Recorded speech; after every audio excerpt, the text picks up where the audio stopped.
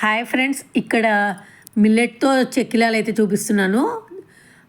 First అయితే ఒక cup జొన్న పిండి, ఒక కప్పు బియ్యం పిండి తీసుకోవాలి. ఇవి వెల్లుల్లి జొన్న రిబ్బన్ పకోడా అండి. తర్వాత ఒక స్పూను కారము, ఇంకా వెల్లుల్లి మిక్సీ కొట్టి ఒక స్పూన్ వేసాను. తర్వాత సాల్ట్,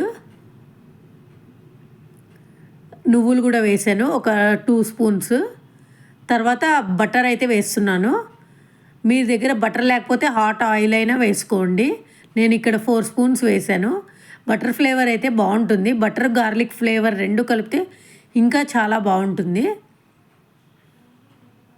నార్మల్ చెక్కిలాల పిండి ఎలా కలుపుకోవాలో అలాగే కలుపుకోవాలి. తర్వాత ఆ రిబ్బన్ అది ప్లేట్ ఉంటుంది కదా, అది పెట్టేసి ఇంకా ఇలా హాట్ ఆయిల్లో అయితే వేసేసుకోవాలి. చాలా సూపర్ టేస్ట్తో ఉంటాయి. హెల్దీ స్నాక్స్ కూడా. ఇంట్లో పెద్దవాళ్ళుండి లేదా పెద్ద పిల్లలుండి ఇంకా ఏం చేసినా తినేటట్టుంటే మీరు 1/2 కప్పు రైస్ ఫ్లోర్ వేసుకోవచ్చు. ఇంకా పిల్లలు ఏమన్నా విసిగిచ్చే వాళ్ళు, చూజీగా తినేవాళ్ళు ఉంటే కష్టం అండి. అందుకే నేను 1:1 వేసాను, జొన్న ఫ్లేవర్ డామినేట్ చేయకూడదని. అయినా కూడా చాలా టేస్టీగా వచ్చాయి, బట్టరు గార్లిక్ రెండు కలిపినందుకు. ఇంకా అన్నీ అయితే ఇలా హాట్ ఆయిల్లో కాల్చేసుకోవాలి మనము. మీరు ఏమేమి చేశారు సంక్రాంతికి కామెంట్ సెక్షన్లో చెప్పండి. నెక్స్ట్ అయితే రాగి జొన్న కలిపి మురుకులు చేస్తున్నాను. దీనికి రాగి పిండి 1 కప్పు, ఇంకా జొన్న పిండి 1 కప్పు, బియ్యం పిండి 1 కప్పు తీసుకున్నాను. దీంట్లో కూడా సేమ్ ఇంకా సాల్ట్, ఇంకా వెల్లుల్లి,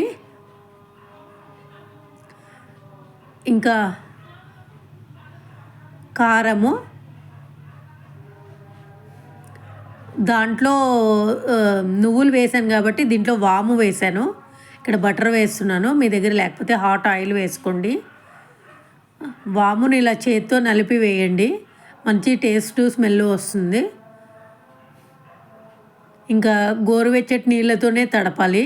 మిల్లెట్స్లో సాగే గుణం ఉండదు, అందుకే వేడి నీళ్ళతో తడిపితే విరిగిపోకుండా బాగా నీట్గా వస్తాయి. ఇంకా నార్మల్ చెక్కిలాల పిండిలాగే కలుపుకోవాలి. ఇవి కొంచెం జాగ్రత్తగా కాల్చుకోవాలి. కలర్ చూసి త్వరగా తీసేయకూడదు. 1 2 చిన్నగా ముక్కలు తీసి ఇవి వేగాయి అనిపిస్తేనే తీయండి. రాగి పిండి కాబట్టి కలర్ డార్క్ అయిపోతుంది త్వరగా. టేస్టీగా ఉండే